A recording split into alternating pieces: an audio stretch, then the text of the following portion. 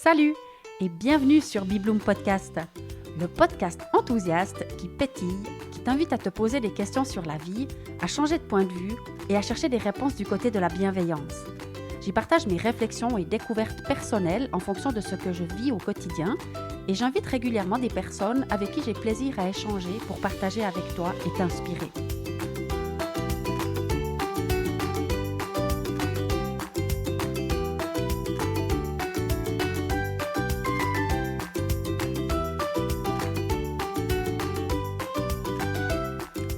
Dans ce nouvel épisode, j'improvise sur un thème qui m'a été proposé par un fidèle auditeur, que je remercie d'ailleurs. J'explique aussi comment je laisse venir à moi les sujets et de quelle manière je les traite. Je te laisse découvrir tout ça dans quelques secondes. Bye!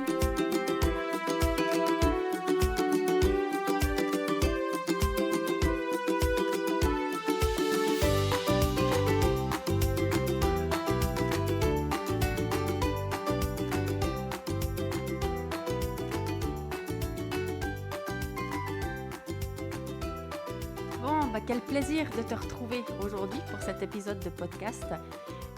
D'abord, peut-être, j'ai de la peine à savoir comment m'adresser. J'ai vraiment envie de m'adresser à toi parce que quand je parle, je sais quelques personnes qui écoutent, donc j'ai envie de parler à toi. Puis en même temps, c'est tout un groupe de personnes qui écoutent et certaines, je ne les connais pas. Alors, je ne sais pas trop si je m'adresse à vous en tant que chers auditeurs ou à toi parce que je sais qui tu es. Et voilà, des fois, je mélange un peu le tu, le vous. Je ne sais plus trop où j'en suis. Mais en tout cas, ce qu'il y a de sûr, c'est que je suis très contente que tu sois là et que tu sois à l'écoute. Et j'ai beaucoup de reconnaissance pour ça. Ça me fait vraiment très plaisir. Cette semaine, j'avais pas mal d'idées de thèmes en tête. Et puis, je ne savais pas trop lequel choisir. Alors, pour commencer, je vais t'expliquer comment je choisis le thème, comment je me laisse inspirer pour trouver un sujet. En fait, j'observe ou je les antennes tout à fait ouvertes aux conversations que j'ai pendant la semaine ou la quinzaine. Il y a des sujets qui reviennent régulièrement en fait dans les entretiens d'enthousiasme ou dans les conversations que j'ai avec les personnes de mon entourage. Et puis, quand un sujet revient une fois, deux fois, trois fois, je me dis tiens, il y a sûrement quelque chose à creuser là autour où je pourrais en faire un épisode. Puis après, il y a aussi les gens qui m'envoient des demandes ou qui me font part de leurs idées. Peut-être je peux creuser sur ce thème-là. Et puis après, il y a aussi tout ce qui me préoccupe moi-même. En fait, les sujets de réflexion sur lesquels je n'arrive pas trop à prendre une décision ou qui m'inspirent à réflexion. Donc ça, c'est les trois axes en fait pour choisir un thème. Puis cette semaine, il y avait des thèmes dans tous les domaines en fait. Soit que j'ai entendu plusieurs fois les mêmes discussions, et puis je me dis ça pourrait être un thème. Après des réflexions que je me fais, je dis ça pourrait être un. Puis après, j'ai reçu aussi une demande d'un fidèle auditeur que je citerai, Frédéric, qui m'a aussi fait part d'une proposition. Et puis, c'était un petit peu compliqué de faire un choix, mais c'est devenu tout d'un coup plus clair que j'allais répondre un petit peu à l'idée de Frédéric pour cet épisode-là. Et puis, là aussi, peut-être que tu l'as compris maintenant, comment je fais pour créer, en fait, le podcast ou pour le préparer.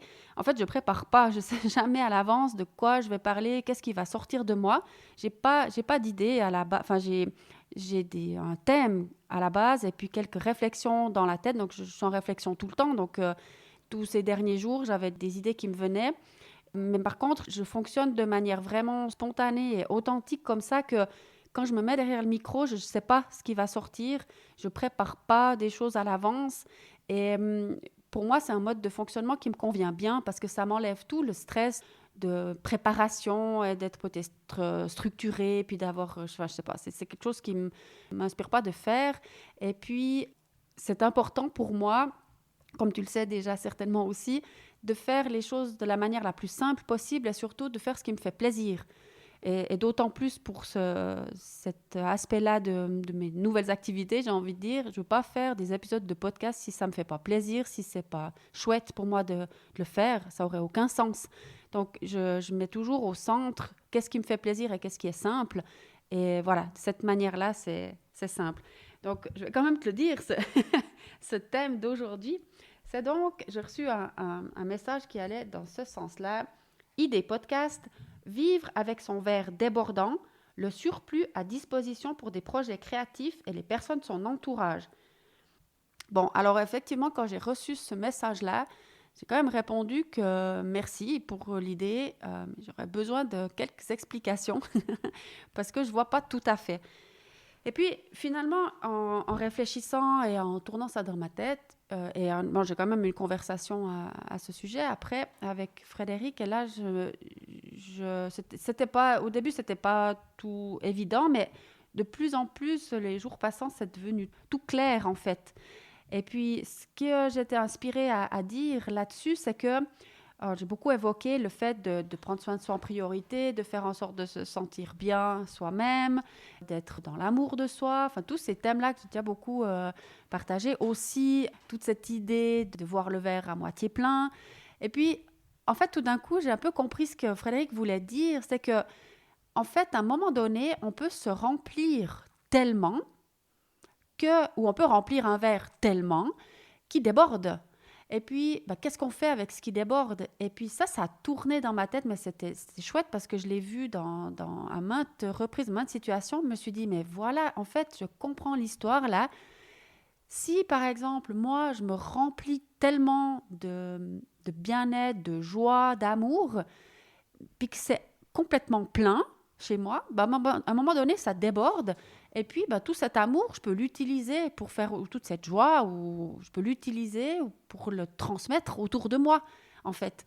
C'est comme si, à partir du moment où on a compris comment remplir le verre, et comme si moi, je me voyais comme un verre, puis je le remplis, eh bien, après, ça déborde, et puis je peux juste laisser déborder par terre autour de moi, ou me dire, je vais le donner.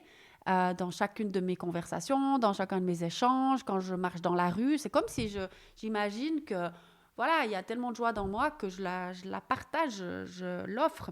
Et puis après, ça peut se transposer aussi sur plein d'autres domaines. Ça vient rejoindre le domaine de l'abondance ou la question de l'abondance. En effet, si je remplis tout ce que je peux remplir et qui déborde, eh bien, après, le surplus, je vais l'utiliser pour le donner. Si mon compte en banque il déborde et que j'ai bien assez pour mes projets, pour mes factures et pour moi, ce qui déborde, je vais le donner. Je vais soutenir des projets d'autres personnes. Je vais partager. Je ne vais pas garder, ça ne sert à rien de laisser déborder juste chez moi. Tout pareil avec l'amitié, avec les sourires, avec la joie, avec toutes ces émotions ou ces énergies hautes comme ça, je remplis, et puis je partage, je donne autour de moi de manière plus abstraite, subtile ou de manière plus concrète en fait.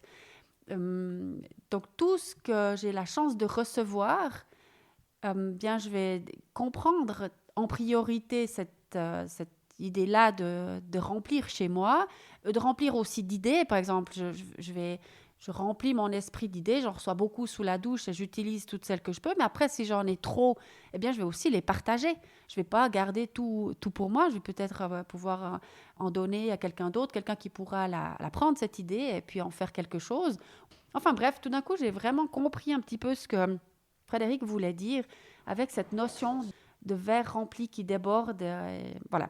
C'est ce que j'étais inspirée à partager, à te dire avec ce sujet. Puis, bien sûr, continuer de m'envoyer des propositions, des idées, des demandes. Dans celles que j'avais un petit peu en tête pour cette semaine, il y avait de nouveau quelque chose autour des attentes. C'est sorti à maintes reprises, les attentes dans la relation de couple, les attentes en amitié, les attentes envers les enfants, enfin, toutes ces attentes. Et puis, l'autre sujet qui trottait dans ma tête, c'est tout ce qui concerne un peu les réseaux sociaux. C'était aussi un point là qui me perturbe ou qui me questionne beaucoup moi-même. Et j'avais presque envie de faire aussi quelque chose là-dessus. Donc, dis-moi si un de ces deux thèmes-là t'intéresse. Et puis, sinon, si tu as des idées toutes particulières, voilà, tu me fais savoir. Merci aussi pour les commentaires que tu mets sur le blog. C'est toujours un plaisir de les découvrir et puis de les partager avec d'autres personnes aussi. Et puis, voilà, délicieuse journée, quoi. Bye bye, à bientôt.